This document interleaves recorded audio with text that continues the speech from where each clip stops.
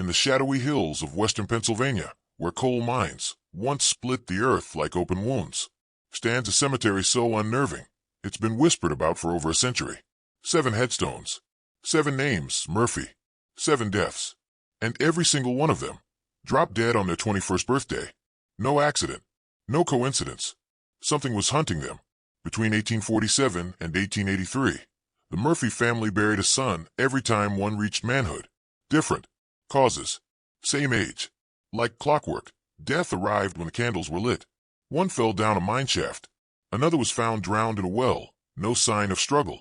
One poisoned during his own birthday toast, and no one ever saw it coming. The town of Millfield tried to explain it. Bad luck, superstition, the cost of coal mining life. But as the body count rose, law enforcement backed off. The official records? Stamped, sealed, hidden away.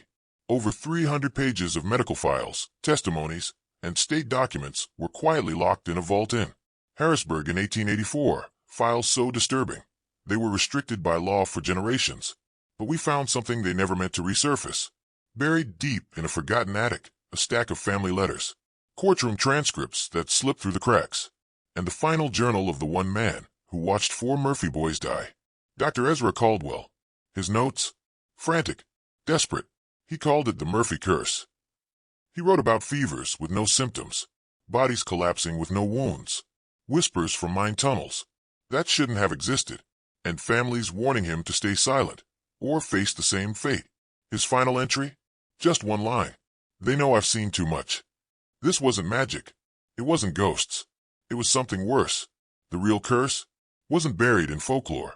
It was forged in the smoke and steel of 19th century America, a time when coal mines swallowed boys whole, and silence was bought with blood. The Murphy men worked the most dangerous shafts. Their deaths kept wages low and fear high, and someone made sure the cycle never stopped. It was a deal struck in secret and paid for in birthdays. Today, those 7 graves still stand, untouched and aligned like soldiers. No visitors, no flowers, just stone reminders of lives taken before they began, and the files, still sealed, still guarded, still too dangerous, even now. But here's the question. Why were these deaths never solved? And who else knew the truth and chose to bury it? The deeper you dig, the louder the silence becomes. And the Murphy curse might just be waiting for the next 21-year-old heir to come home. Just southeast of Pittsburgh, a man stepped off a wagon with nothing but scarred hands, a steel gaze, and a letter that would change everything. His name was Seamus Murphy, an Irish immigrant fleeing the Great Famine, like thousands before him. But unlike the others, Seamus wasn't just another desperate soul.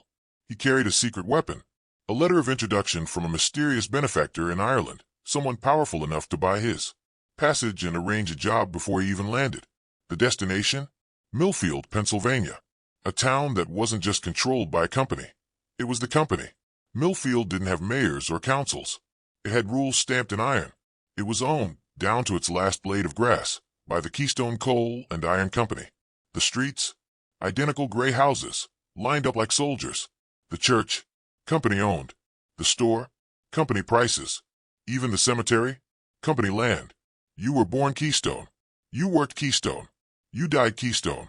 And Millfield wasn't just a mining town. It was a design machine. Every worker there wasn't hired. They were selected. Keystone ran what it called a settlement program. Sounds wholesome, right?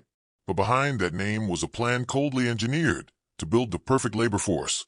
They didn't want just anyone. They wanted families from collapsed nations, crushed revolutions, and broken economies. People too scared to resist, too desperate to leave, too grateful to question. And Seamus, he was exactly what they were looking for. At 28, he was older than the average miner, worn by famine, carved by ocean winds, but still sharp and dangerous. He could read and write in both English and Gaelic. He had a mathematical mind, and he noticed things others missed. That made him valuable, and that made him a threat. Within weeks, he caught the eye of a man you never wanted attention from. Josiah Bentley. Bentley was the company's operations manager, a man so thin and pale, miners joked he'd been born underground. But behind that skeletal face, a brain that ran Millfield like a profitable prison. He didn't use whips. He used paper, schedules, metrics, fear. And he saw Seamus not as a miner, but as a tool. Or maybe a pawn. Seamus had no idea. He just stepped into a machine designed to crush lives for Cole. And the letter that got him here wasn't a blessing. It was the first piece in a puzzle soaked in death. Because behind the numbers, behind the uniforms, behind the gray houses, Keystone was hiding something. Something that would bury every male in the Murphy line before their 22nd birthday. And Seamus? He was just the beginning. After just a few months in the mines, Seamus did the unthinkable. He rose above the dust, promoted from the dark tunnels of Millfield to the velvet shadows of the Keystone accounting office. But this wasn't a victory. It was a trap in disguise. Because up there, away from the grime, Seamus saw what no miner was ever supposed to see. The ledgers. Not just paychecks and hours worked. No, these records were diaries of control. Every purchase from the company store. Every church service attended, or missed. Your children's school performance. Even your political leanings, tracked in cold black ink. Every man, woman, and child was being watched. And Seamus? He was holding the pen. But it's in this dungeon of secrets, surrounded by coal-dusted paper and silence, that Seamus met her. Margaret O'Connell, daughter of Dermot O'Connell, one of the original settlers Keystone handpicked from Ireland. A seamstress for the wives of company men, but no ordinary woman. She read Latin. She saw through lies. And her gaze was like lightning in a storm. Sharp, sudden, unforgettable. Their love? Immediate. Their wedding? Swift. It was more than romance. It was strategy. Two minds. One mission. To survive the eyes watching them from every window in Millfield. They married in the fall of 1846, under the low ceiling of the company's Catholic church, where Father McKenna's sermons didn't preach hope, but obedience, loyalty, and staying in your place. Over 200 people attended, but every pair of eyes was measuring them, weighing their future in corporate judgment. Their honeymoon house on Elm Street, a step up, but it came with invisible shackles. There were rules, unspoken but enforced. When to leave, who could visit, what was allowed to be said behind walls that weren't really yours. Because in Millfield, privacy was a myth. By spring of 1847, things looked hopeful. Margaret was pregnant. Seamus had scraped together enough savings to buy land outside of town, to build a real home, a future. But then, the next twist hit. He walked into the company land office, proud, ready to purchase his first piece of freedom. And the clerk just smiled, coldly, knowingly. That property is no longer available, Mr. Murphy. The land, snatched. The dream, gone. No explanation, no refund, no appeal. And in that moment, Seamus realized something that chilled him to the bone. You don't own your life in Millfield. Keystone does. And they just made their move. When Seamus tried to buy that tiny plot of land, his first step toward freedom, the company didn't just deny him. They offered him a deal. But it came with a sinister twist. He could have the land, only if he signed one more agreement. A contract that would bind his unborn children, his future bloodline, to Keystone forever. They called it continuity employment. But it was a lifetime sentence, for people who hadn't even been born yet. And as Margaret's belly grew, so did the shadow looming over their home. Her pregnancy, difficult, crushing morning sickness, sleepless nights. And then the dreams began. Margaret started waking in tears, trembling. She described visions of a vast, silent cemetery, row after row of identical headstones, each with the same name, each with the face of a boy she'd never met, but somehow knew. Patrick, Aidan, Liam, Finn, names she would never forget. Dr. Ezra Caldwell, Millfield's only doctor and its quietest observer, checked her vitals, prescribed laudanum, and recommended rest. But in the pages of his private journal, he wrote something chilling. Same symptoms, same dreams. All their husbands worked close to Bentley. All bore sons and buried them before their prime. And Margaret wasn't the first. The deeper you looked, the more you saw that Millfield was a lie built on coffin wood. This wasn't just a company town. It was a factory of control. Wages weren't paid in dollars. They were given in company script, worthless anywhere else.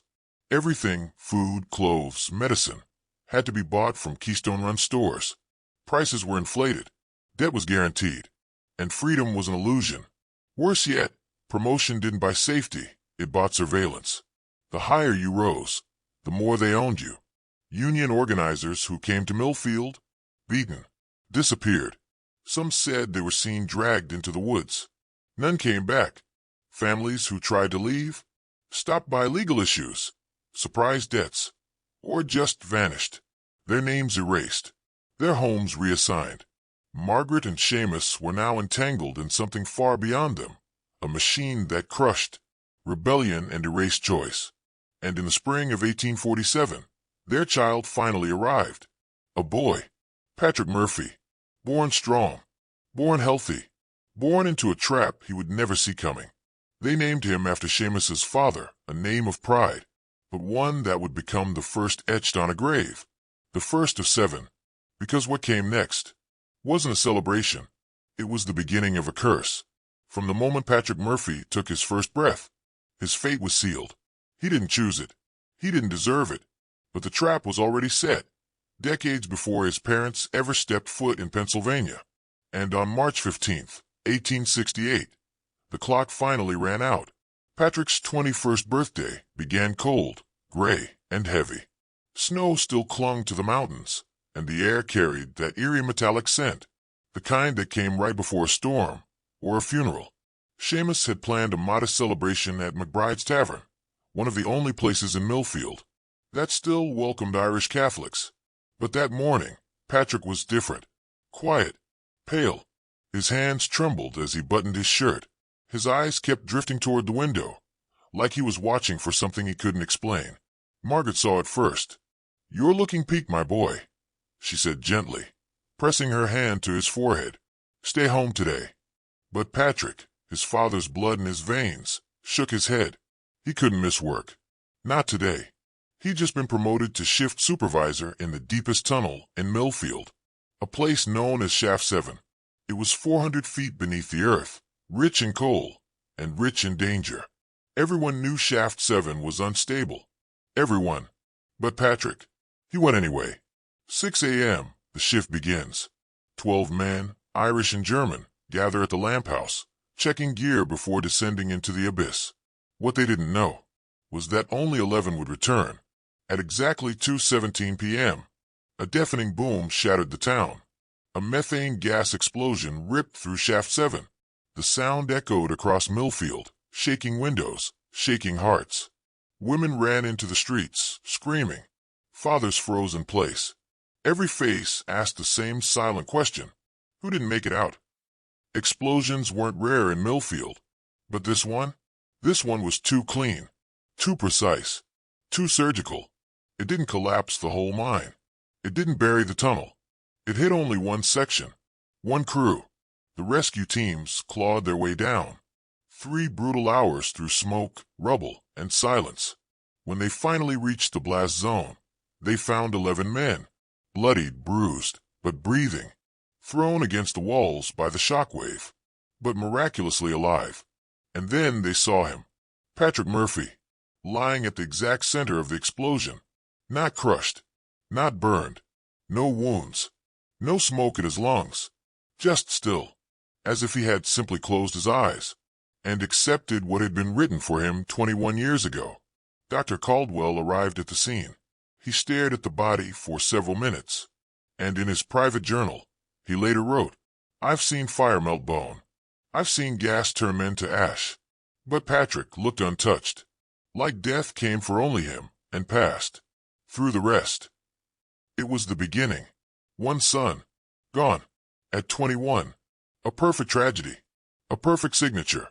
And the town whispered, "The curse has begun." He was found lying still, not crushed, not burned, just gone. Dr. Caldwell, one of the first to reach the scene, would later write in his private journal that Patrick Murphy hadn't died from the explosion itself.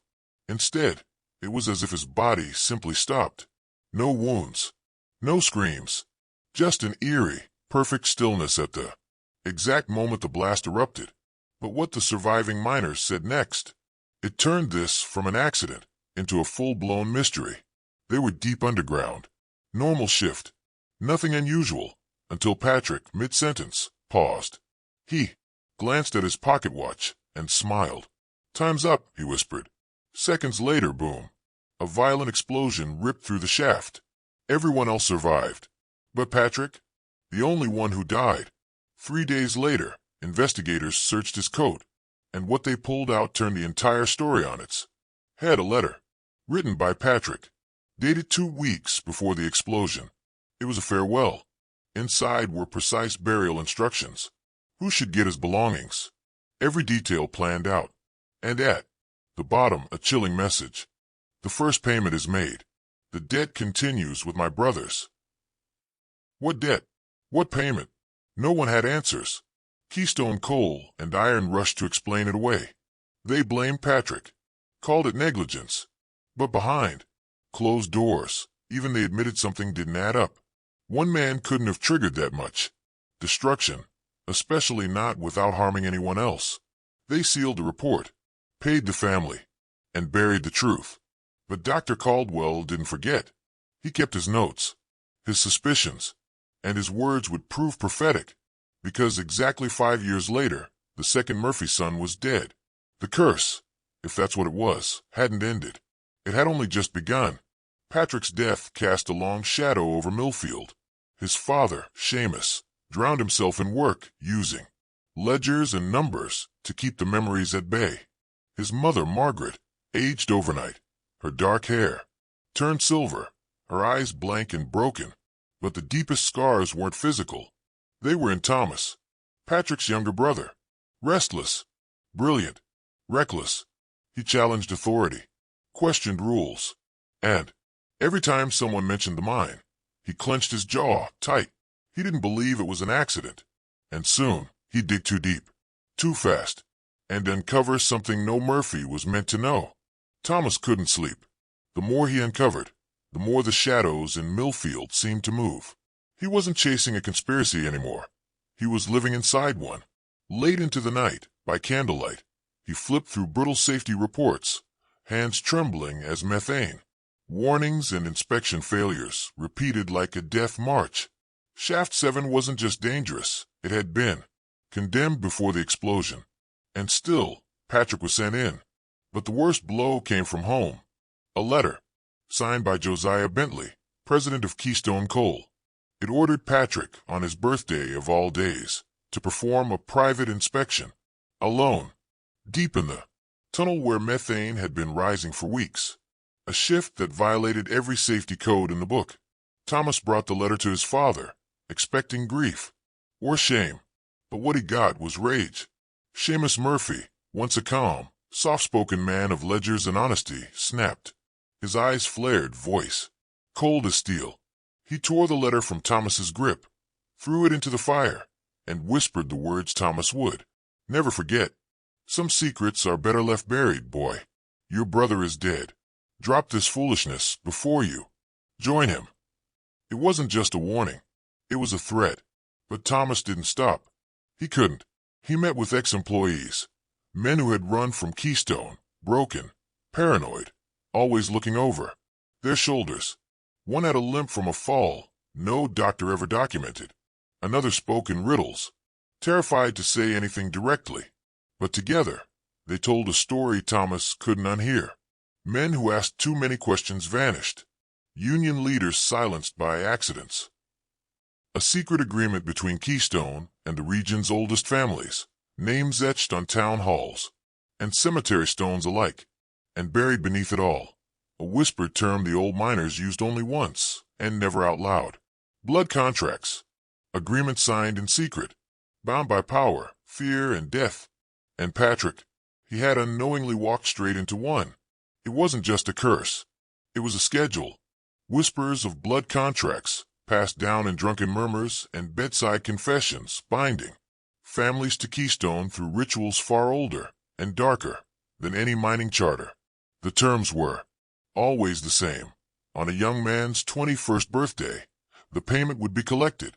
That's why Thomas began sleeping with a pistol under his pillow. That's why he walked home only in crowds and kept his back against the wall whenever he spoke.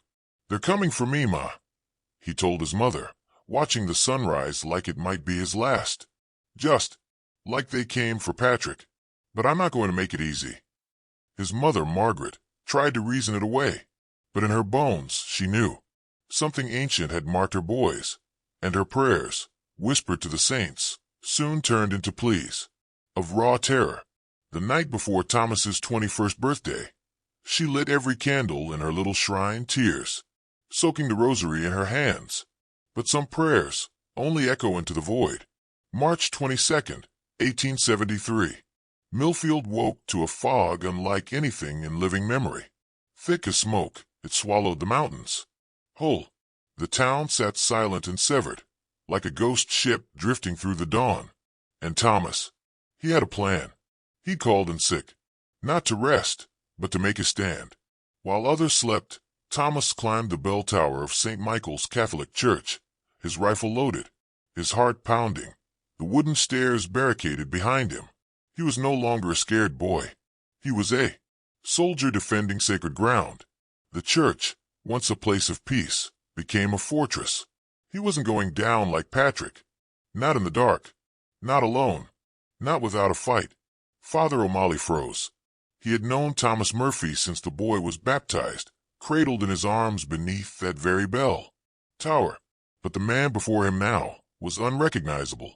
His eyes were sunken, his voice ragged, and his body trembled not with fear, but with cold, righteous fury. "They're coming, Father," Thomas said, the rifle shaking in his hands. "They took Patrick. Now they want me." At first, the priest tried to reason. He thought this was grief, maybe madness. But then Thomas began, naming names, men long buried, dates long forgotten, and each detail cut deeper than the last. He spoke of contracts signed in secret chambers, explosions disguised as accidents, a bloodline cursed, one son at a time. And suddenly, it all started to make sense. The explosion in Shaft 7, the timing, the silence from the company. Patrick's 21st birthday wasn't just a coincidence. It was an execution. Thomas wasn't just afraid. He was next. "They'll take Michael, then James, even Brendan," he said, his voice cracking under the weight of what he carried. "Every boy, every birthday, until there's no Murphy left to pay." Father O'Malley's hands trembled as he whispered a prayer, but Thomas didn't hear it. He had one mission: identify the killers, end the ritual, break the chain. And then the bells began to ring. Noon. That sound, deep, slow, and haunting, echoed through the fog like a final warning. Thomas snapped to attention, peering out the narrow window toward Main Street. And then he saw them. "There," he whispered. 3 men, dark coats, walking slow, deliberate, their hats low over their faces. "They're not from Millfield. I don't recognize any of them." Father O'Malley followed his gaze, but he couldn't make out their faces. Just shadows moving through mist. But Thomas could, and he was certain. Those men weren't walking to church. They were walking to finish a ritual. Father O'Malley peered through the window. All he saw was the ordinary bustle of midday Millfield, shopkeepers haggling, children laughing, a dog barking at a cart. The fog had thinned, just enough to reveal familiar shapes moving about. Nothing out of place, nothing to fear. But when he turned back, Thomas was already aiming, his shoulder tense, his jaw clenched, a young man moments away from rewriting fate or becoming another sacrifice. And then, boom, the rifle exploded. Not fired, detonated. The blast ripped through the bell tower like thunder from the heavens. Stone cracked. Dust filled the air. Father O'Malley was thrown back, hitting the cold floor. Everything went dark. And when he awoke, Thomas was kneeling, hands folded in prayer, face untouched by fire, eyes gently closed, as if he had chosen peace in his final breath. But the wall behind him was stained, a dark imprint of what had been a desperate stand against forces no one dared name. The official story came quickly. Defective ammunition, they said. A tragic accident. The company lawyers buried it. The manufacturer shrugged. The town whispered and moved on. But Father O'Malley, he remembered everything. And in a locked journal, discovered only after his death 3 decades later, he confessed the one truth no one had ever dared speak. At the exact moment Thomas died, every clock in Millfield stopped. The whole town held its breath for 21 seconds. Not 20, not 22. 1 second for every year of his life. And then, just as suddenly, time moved on. No trace of the 3 strangers, No proof of the blood contract. No answers. But that kneeling body, untouched by the violence around it, was answer enough for those who believed. The death of Thomas Murphy sent shockwaves through the tight-knit Irish community of Millfield. But what came next was worse, because it wasn't the grief that terrified people. It was what replaced it.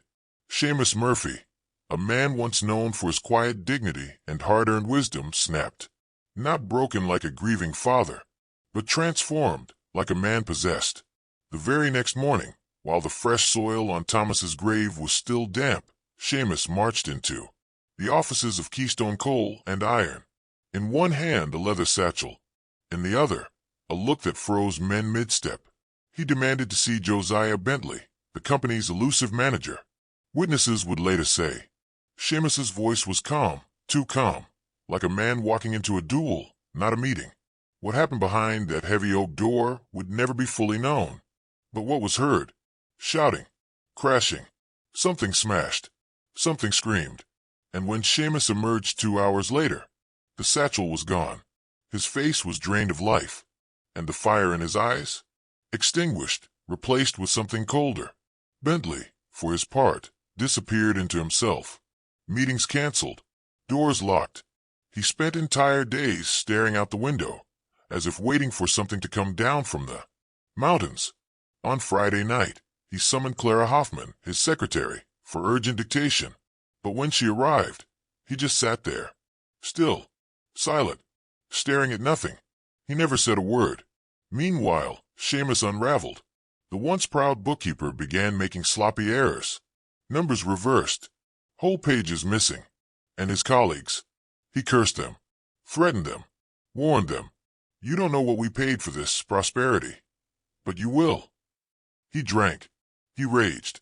And every night Margaret, his wife, wandered alone to the cemetery. But she didn't just visit her sons. She studied every headstone, every date, every name, as if searching for a pattern, or maybe a warning. The horror in Millfield deepened like a shadow growing longer as dusk approached. Margaret Murphy sat, alone in the candlelit kitchen, the silence pressing in like a physical weight. Michael hadn't come home. That night, his boots were still by the door, and the lantern he always carried was missing. She sat staring. At the clock on the wall, midnight. Then 12:01. Then 12:02. But just as the second hand struck 12:03, the clock stopped.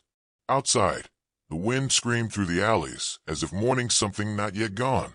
And in the distance, the church bell rang, once, and only once, though no one had touched the rope since Thomas's death.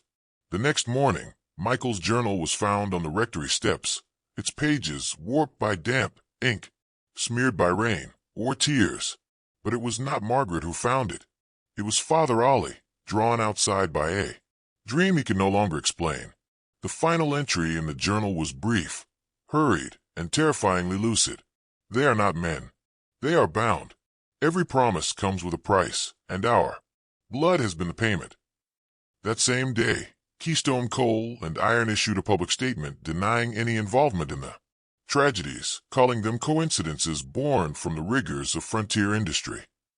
But in hushed tones at church socials and behind locked doors, the town of Millfield whispered another theory, one too dark to speak aloud. The land had been purchased. The deals had been signed. But it wasn't coal they had dug up all those years ago. It was something far older, far deeper, and Millfield had been cursed ever since. In a frozen Pennsylvania town in 1873, a 19-year-old boy laid ancient documents on a kitchen table, documents that proved his entire family was part of a blood sacrifice conspiracy going back generations. And what happened next nearly tore the Murphy family apart. Michael had discovered a secret buried beneath a church basement, in dust-covered crates no one had touched for 50 years. Inside, contracts, written in eerie Latin and Old English, all signed with the names of powerful families, including his own. Drop of blood, but these weren't just job offers. They were blood pacts. Each one promised the same horrifying exchange. In return for prosperity, the eldest male child shall die at age 21. And these weren't just words. The pattern was real, Johann Steiner fell from scaffolding. Petro Rossini, crushed by a minecart he inspected. Edward Flanagan, drowned in a creek he knew like the back of his hand. Every single death, accidental. Every single heir, 21. The cause.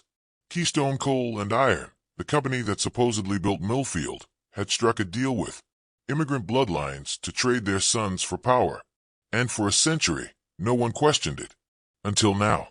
Michael, the last surviving Murphy son, realized his 21st birthday was less than 2 years away, and he wasn't about to go down without a fight. Fire that night. Wind screamed through the walls of the Murphy cabin as Michael spread the documents before his parents. The truth, raw and undeniable, was finally out. His father, Seamus, snapped. He ripped the pages, cursed in 2 languages, and shouted, "Burn them! Burn them all! Do you want to join your brothers in the ground?" But Margaret, Michael's mother, stood frozen, the pieces of the past falling around her like snow. And in that silence, something broke, not in fear, but in resolve.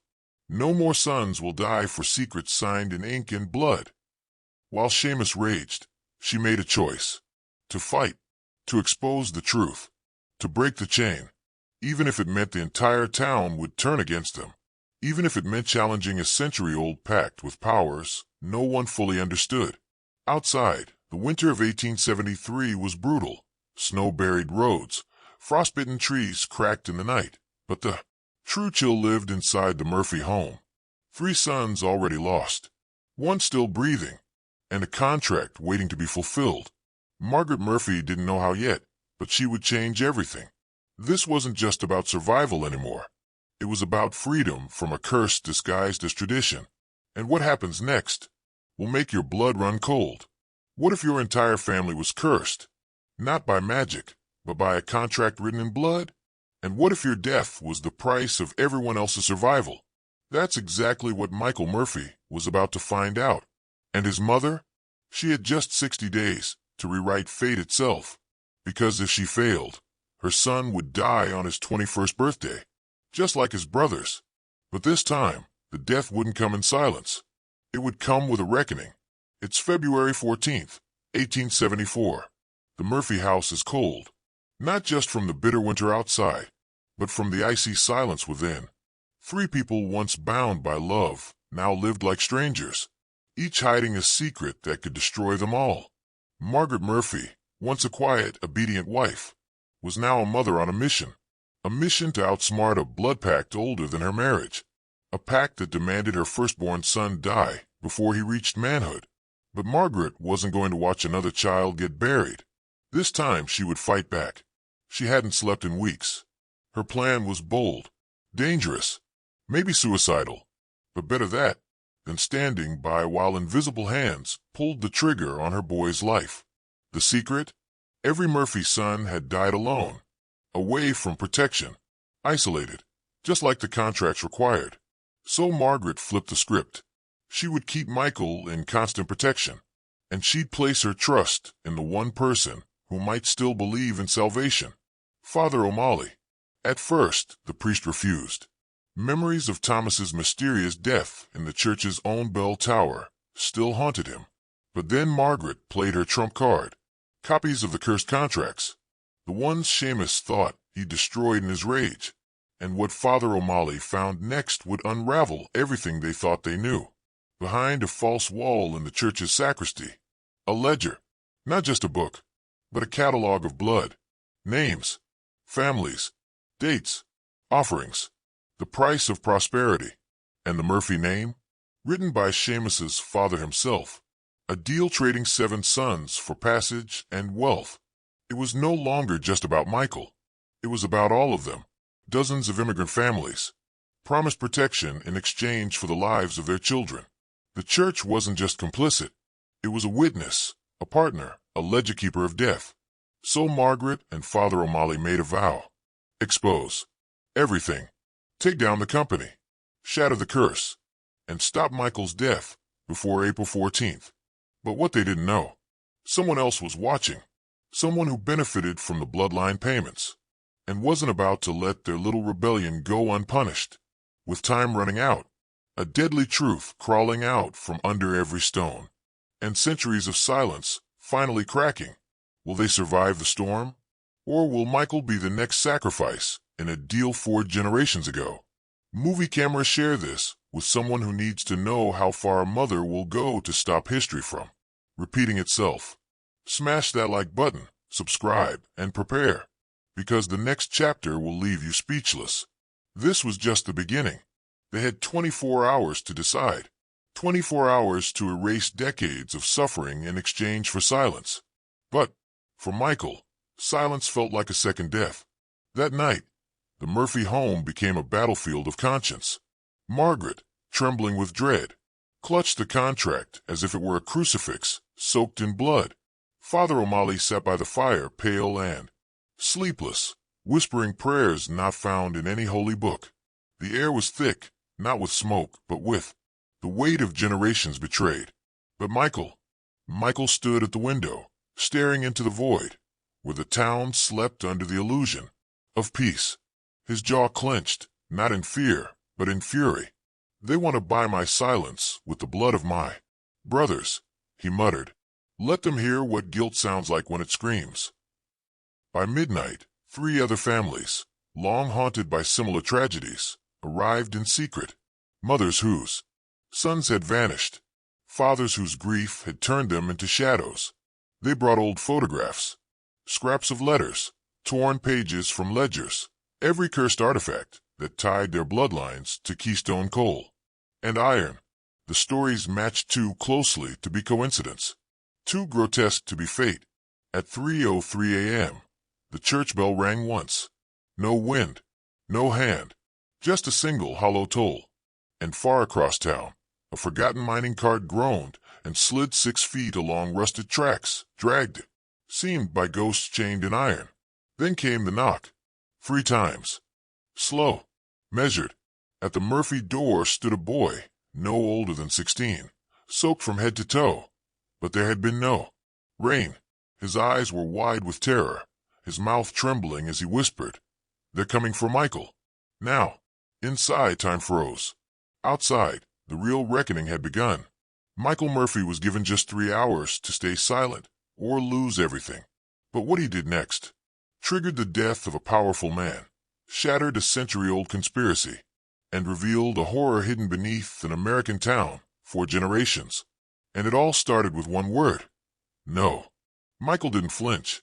He stared into the eyes of the most powerful lawyer in Pennsylvania and, flat out, rejected the offer, an offer that promised safety, silence, and survival.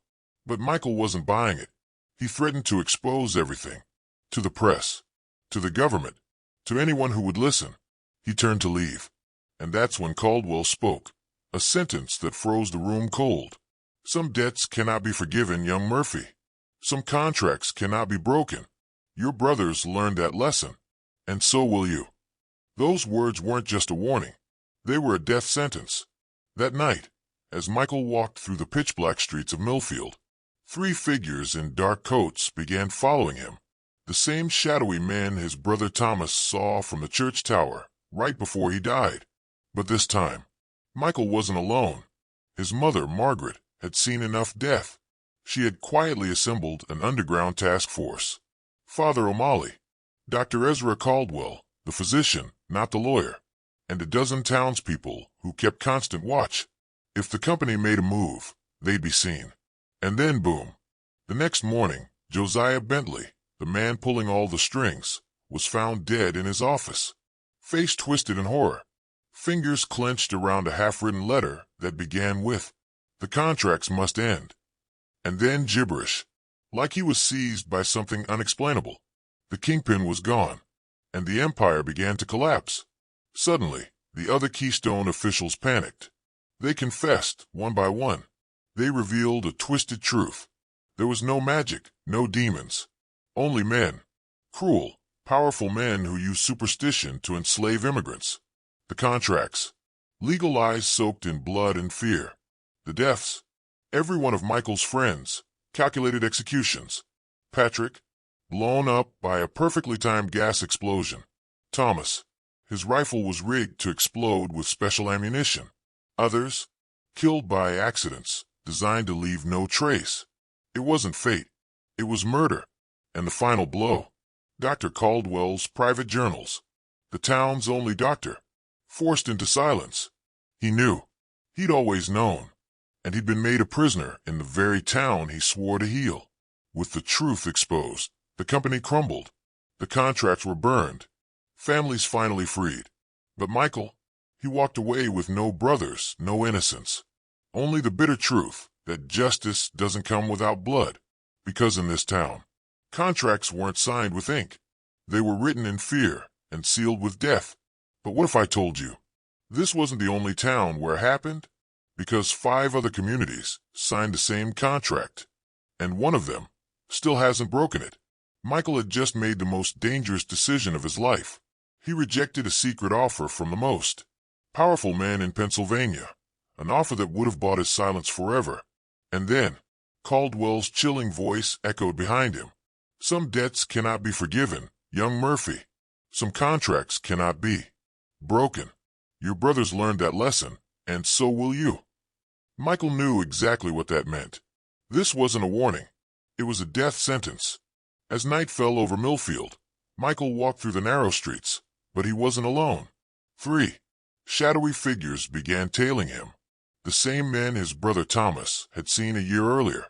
But this time, Michael was ready.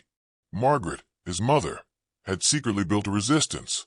Locals, watchmen, even Father O'Malley.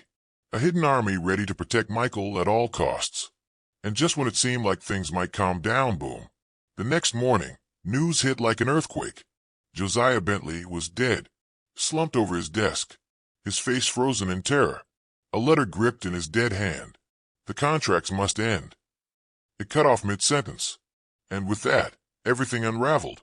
One by one, the higher-ups at Keystone Coal and Iron started crumbling under the pressure.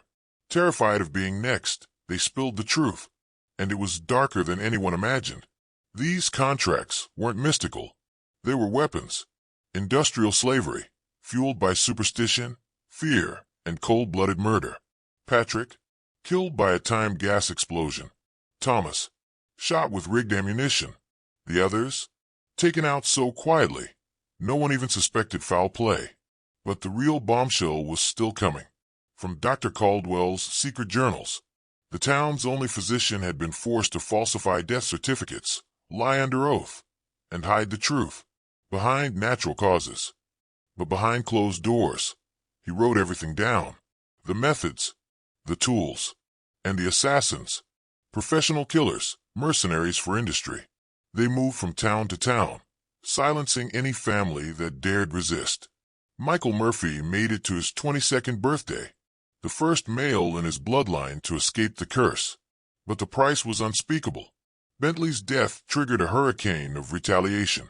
Threats poured in. Their home was trashed. Shops refused them service. And then the accidents began. Deadly accidents. Homes went up in flames. Mines collapsed without warning. And witnesses, gone, vanished into thin air. Talk, and you'll be next. That was the unspoken law now. In April 1874, Father O'Malley's church was set ablaze. He barely escaped. Investigators blamed a faulty stove. But the whole town knew it was revenge. O'Malley fled to Philadelphia, carrying damning documents, but he was never seen in public again. And Dr. Caldwell? Just days before testifying, he was found dead, a bottle of laudanum beside him. His suicide note, never released. Was it suicide? Or another silencing? The deeper the truth cut, the louder the silence grew. And so, Millfield fell back into the shadows. Its darkest secrets buried again, but not forgotten, because somewhere, tucked away in journals and memories, the truth still breathes. And one day, someone brave enough might dig it up again. But at what cost? Forced to falsify death certificates and deliver lies from the witness stand, Dr. Caldwell had carried a heavy burden in silence. But in the solitude of his study, beneath flickering lamplight and trembling hands, he documented the truth. Every murder, every name, every grotesque detail. His journals revealed the full machinery of the horror. Not just how the young men were killed, but who. killed them. A clandestine cadre of assassins, traveling between Pennsylvania's coal towns like phantoms, extinguishing any spark of rebellion among immigrant families. Their methods were clinical, quiet, designed to look like chance, like God's cruel randomness.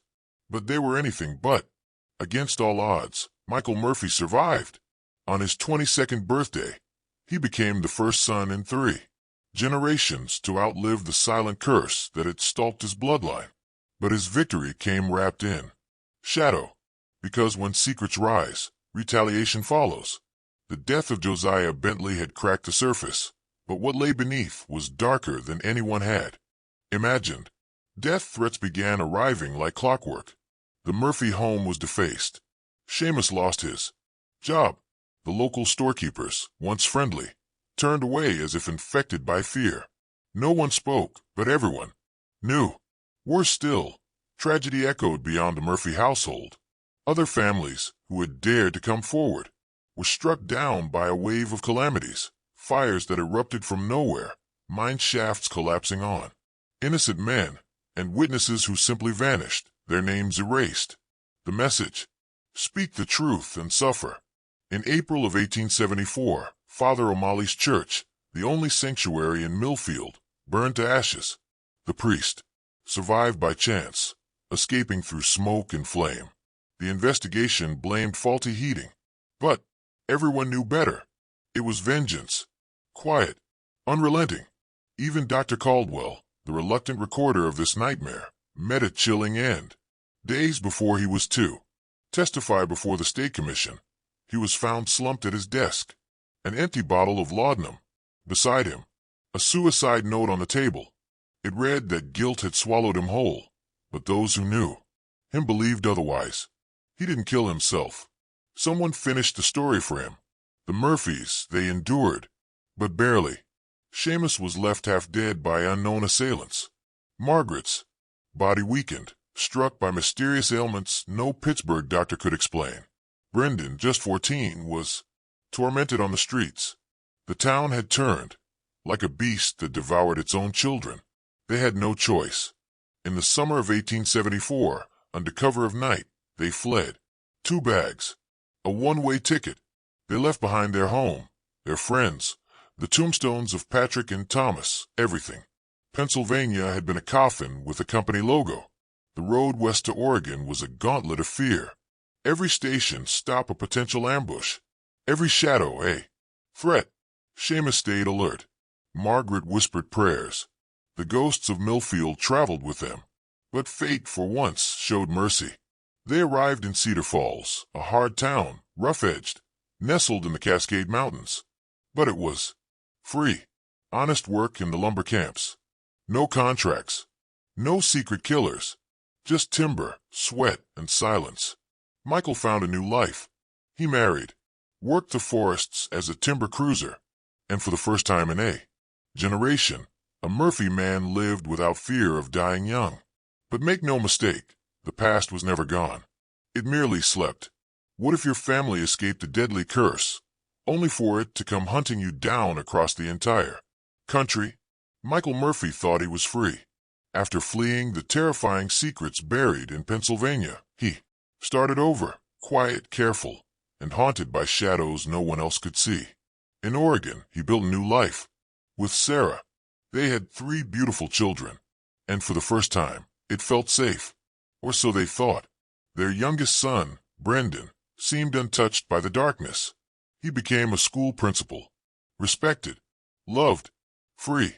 And when he turned 21, a cursed age for the Murphy bloodline, the family held its breath. Nothing happened. But just 5 years later, everything unraveled. Michael's son Patrick turned 16 and woke up screaming from a nightmare he couldn't explain. But the real horror? He became obsessed with the family's past, like something was pulling him back into it. He uncovered the unthinkable, his grandfather's secret contracts, his uncle's mysterious deaths, and the horrifying truth that their suffering was part of a massive hidden system that stretched across the entire eastern United States. This wasn't just a family curse. It was a network of industrial exploitation designed to trap immigrant families into lifelong servitude. The Murphys had run, but some families never escaped, and Patrick's search for answers triggered a silent alarm. By 1887, months before Patrick's 21st birthday, the warning signs were screaming. Strangers asking questions, accidents targeting family friends. That suffocating sense of being watched by something invisible. Michael recognized it instantly. It was happening again. But this time, the Murphy family was ready. What happened next?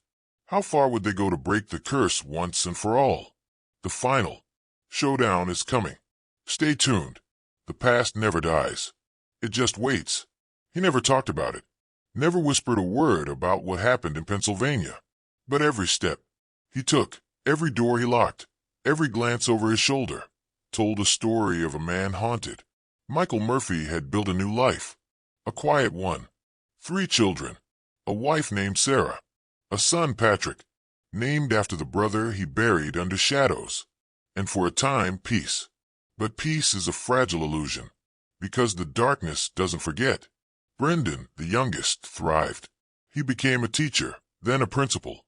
A respected man, untouched by the curse that killed his uncles.